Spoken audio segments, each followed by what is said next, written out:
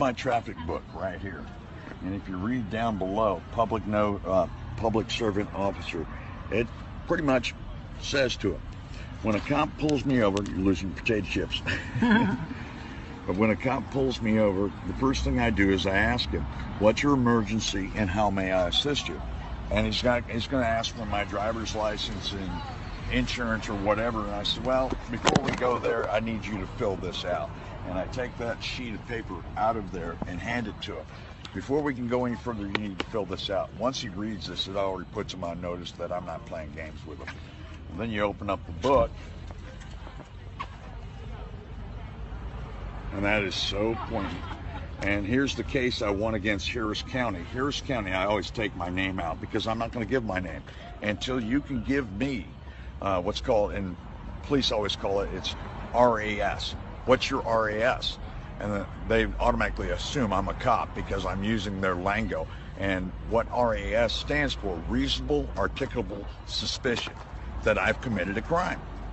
Okay, you don't have that? Okay, what's your SAF? Single articulable fact.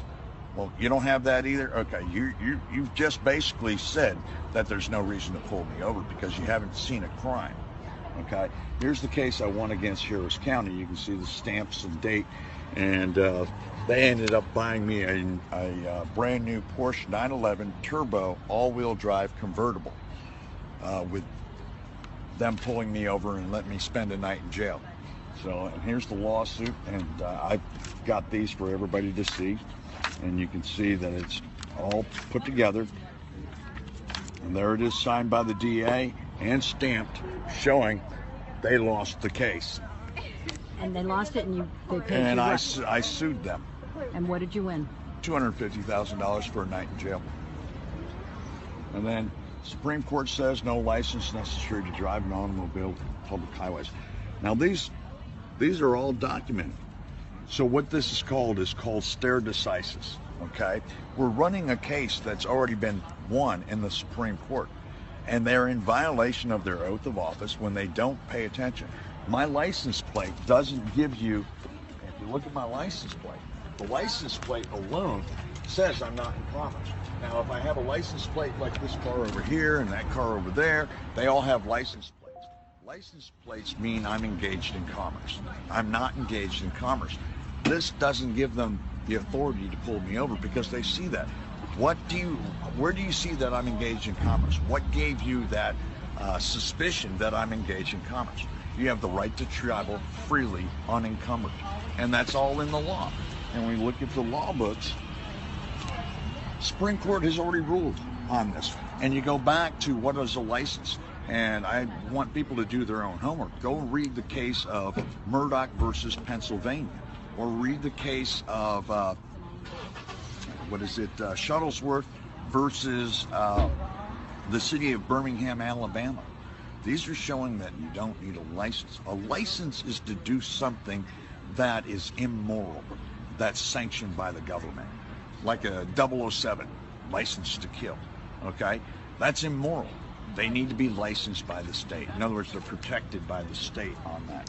There's nothing immoral about leaving my house to go get a gallon of milk. I only need a license if I'm using the public property.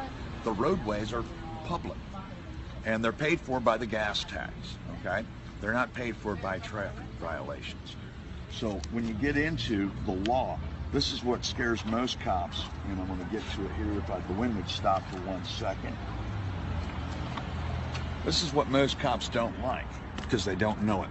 It's non-emergency use of emergency vehicle lights and sirens is a felony. Pulling me over for a traffic violation, they just committed a felony. And if they don't have reasonable suspicion that I'm engaged in commerce, they're done. And I'll bring out my brother's, I'm gonna put this away real quick. I wanna bring out State Trooper. This was his book that he had in his car, okay? Texas Criminal and Traffic Law Manual. I went to his car and I made him read this, and you're gonna love this. This is out of their own law books. This is the LexisNexis. And it says under section 502.003, registration by political subdivision prohibited, except as provided by subsection B. A political subdivision